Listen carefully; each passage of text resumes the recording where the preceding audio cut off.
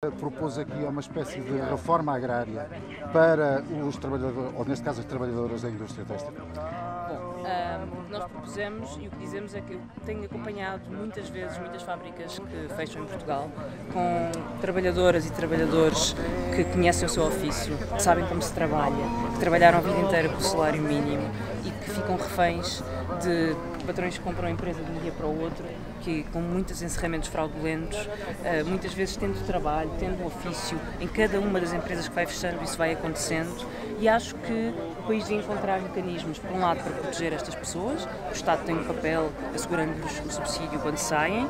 É preciso encontrar mecanismos para, quando isto acontece, garantir que estes encerramentos de empresas são verdadeiros e não são fraudulentos, que elas não abrem depois ao lado e que não há aproveitamento destas situações, mas também, por que não, encontrar formas de fomentar que estas trabalhadoras se organizem e possam elas próprias ter a sua fábrica, elas próprias ter a sua empresa. Mas como é que isso se faz? Em regime do género reforma agrária? Obviamente que nós estamos a falar de tomar conta de empresas, mas há muitos casos em que as empresas, quando vão à falência, uma das soluções é os trabalhadores organizarem-se em cooperativas, em outras formas de organização empresarial e poderem eles próprios, com o seu conhecimento, tomar conta da fábrica. Um dos testemunhos mais impressionantes que estas mulheres que trabalham no têxtil têm a dizer é como quem comprou a fábrica, sobretudo já perto do final do período em que estavam a produzir, não percebia do ofício, não percebe o que elas estão a fazer. Elas, mais do que ninguém, são capazes de perceber isso. E muitas vezes,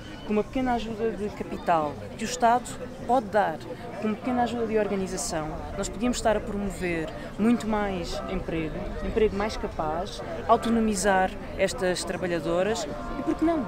Isso mexe com várias leis, nomeadamente leis de propriedade industrial, leis de propriedade de equipamentos. Nós estamos a falar de empresas que estão falidas, estamos a falar de empresas em que a própria empresa deve às trabalhadoras. Com o apoio do Estado, essas empresas podiam ser compradas, recuperadas, através de exigência desses créditos. Não é inédito que trabalhadores tomem conta de uma empresa.